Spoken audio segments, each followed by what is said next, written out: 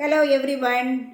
இந்த வீடியோவில் ரெண்டு சொற்களை வச்சு நீளமான ஆங்கில வாக்கியங்கள் எப்படி உருவாக்கலான்னு பார்ப்போம். இது ஆங்கிலம் பேசுவதற்கும் உதவும், அதே மாதிரி 10th 12th எக்ஸாம் எழுதுகிற பிள்ளைங்களுக்கும் இது யூஸ்ஃபுல்லாக இருக்கும். வாங்க வீடியோக்குள்ளே போகலாம். 2 சொற்கள் போதும் ஒரு வாக்கியம் அமைக்க. அவன் எழுதினான். அதில் 2 சொற்கள் இருக்கு. அடுத்தது அவன் ஒரு லெட்டர் எழுதினான்ல என்ன இருக்குது, கூட ஒரு வார்த்தையை நம்ம சேர்த்துருக்கோம். இப்போ நம்ம இங்கிலீஷில் இதை எழுதிடலாம். அவன் எழுதினான். அவனுக்கு என்ன போடுவீங்க? ஹீ. அடுத்தது எழுதினான்னா ரோட். He road. அடுத்தது அவன் ஒரு லெட்டர் எழுதினான். அவன் ஒரு லெட்டர் எழுதினான். அப்போ அவனுக்கு என்ன போட்டுருவீங்க? ஹீயை போட்டுருவீங்க. He wrote. அடுத்தால என்ன இருக்கு? அ லெட்டர். ஒரு லெட்டர்னா அ லெட்டர். இப்போது ஸ்போக்கன் இங்கிலீஷ்க்கு இது எவ்வளோ போதும். ஆனால் 10th 12th படிக்கிற பிள்ளைங்களுக்கு என்ன கேட்பாங்கன்னா சென்டென்ஸ் பேட்டர்ன்னு கேட்பாங்க. அவங்களுக்கு இந்த கீ வந்து யாருன்னு தெரியணும். ஹீ யார்? சப்ஜெக்ட். ரோட் வந்து என்னது? வேர்ப். அப்போ இது என்ன பேட்டர்னா எஸ்வி பேட்டர்ன்னு சொல்லும். எஸ்வி பேட்டர்ன் ஒரு மார்க்.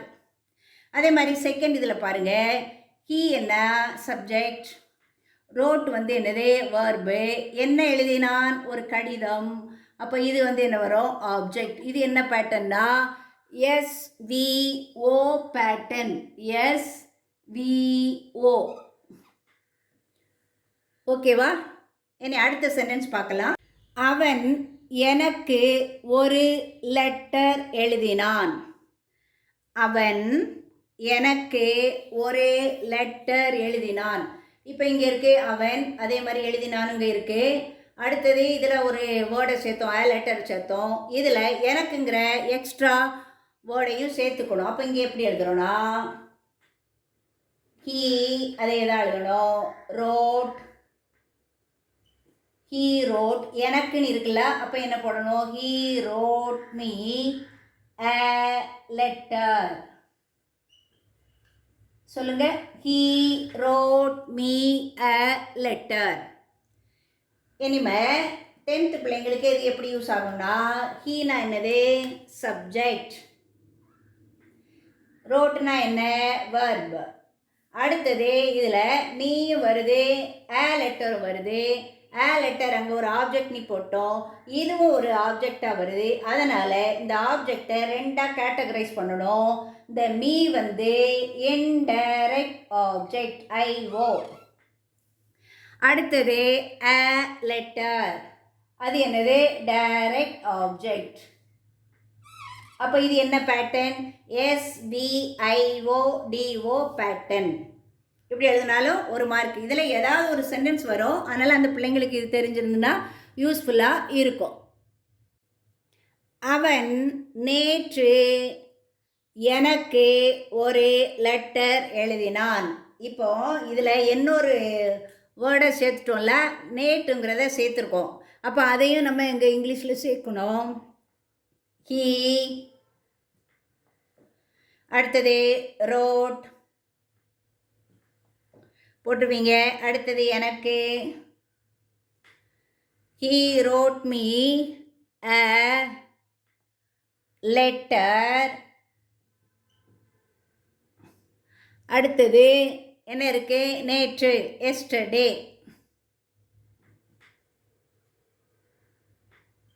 ரீட் அவுட் பண்ணுங்க. He wrote me a letter yesterday. அப்போ நேற்று முதல்ல எல்லாம் வந்திருக்கு, நீங்கள் கடைசியில் போட்டிருக்கீங்கன்னு நினைப்பீங்க. எப்போதுமே காலம் வந்து கடைசியில் தான் வரணும், சரியா? He wrote me a letter yesterday.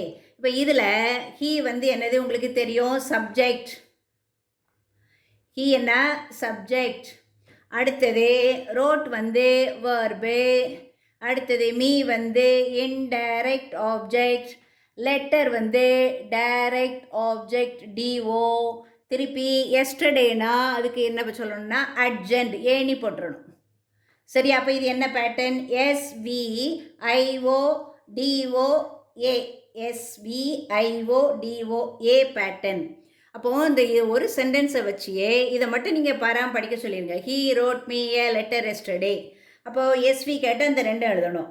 SV ஓ கேட்டால் ஹீ ரோட் ஏ லெட்டர். அது மாதிரி மாற்றி மாற்றி நம்ம என்ன செய்துக்கலாம், எழுதிக்கலாம். இந்த ஒரு சென்டென்ஸ் போதும் எல்லா சென்டென்ஸ் பேட்டர்னையும் தெரிகிறதுக்கு. கோ த்ரூ பண்ணுங்கள். நீங்கள் இங்கிலீஷ் பேசணும்னா தினமும் பயிற்சி செய்ய வேண்டும்.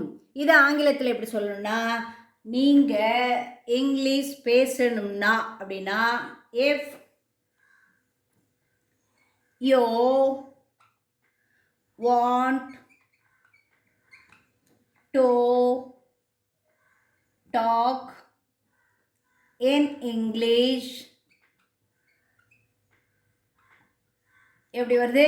If you want to talk in English. அது முற்று பெறலை, அதனால் கம்மா போடணும். இப்போ இஃப் போட்டால் பேசணும் என்றால் அப்படின்னு அர்த்தம்.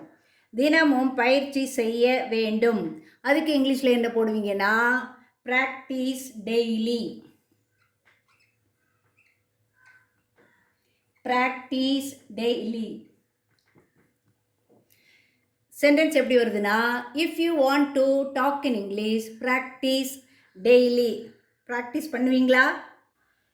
இதே மாதிரி 10th படிக்கிற பிள்ளைங்களுக்கு சயின்ஸ் வீடியோஸ் அப்லோட் பண்ணியிருக்கேன். அது கொஸ்டின் ஆன்சராக இருக்கலாம் அல்லது ப்ராப்ளம்ஸ் 2 மார்க்குக்கு மேண்டேட்ரி சம்மாக வரும். அதுக்கும் நான் வீடியோ அப்லோட் பண்ணியிருக்கேன், பாருங்கள். அப்பார்ட் ஃப்ரம் தட் எல்லாவற்றுக்கும் மேலாக அவங்களுக்கு 25 மார்க்குக்கு ப்ராக்டிக்கல் எக்ஸாம்னே இருக்கும். அப்போது அதில் ஃபிசிக்ஸ் கெமிஸ்ட்ரிலாம் பிள்ளைங்க சில நேரங்களில் கஷ்டப்படுவாங்க. அதை எப்படி செய்வதுங்கிற வீடியோயும் நான் போட்டிருக்கேன்.